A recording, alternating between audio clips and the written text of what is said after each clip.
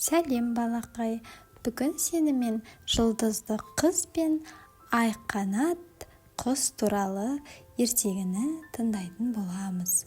Баяғы заманда кең байтақ даланың ортасында Айсұлу есімді кішкентай қыз өмір сүріпті. Ол әр түн сайын жұлдыздарға қарап қиялға берілетін.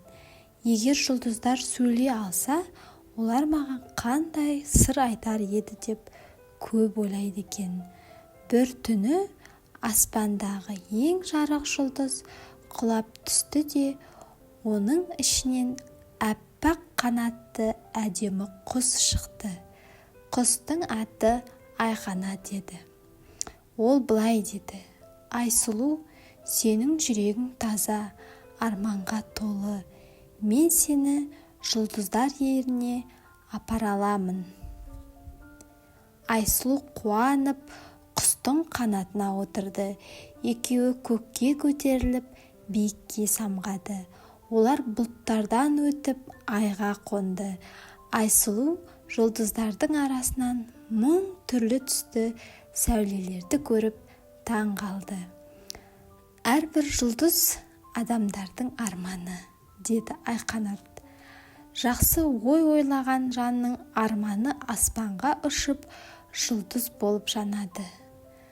Айсұлу өзін кішкентай тілегін сыбырлап айтты. Менің ауылымда ешкім аш қалмаса екен, бәрі бақытты болса екен, деді. Сол сәтте бір жұлдыз жанып шығып, ауылдың үстінен алтын сәуле шашты.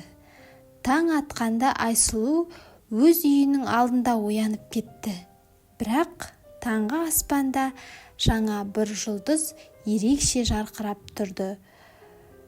Содан бері ол жұлдызды ел ішінде Айсұлудың жұлдызы деп атады. Ал Айқанат құс кейде ауыл үстіне қалықтап ұшып жүреді дейді. Жүрегіңдегі ең таза арман бүкіл әлемді жарық қылады балақай.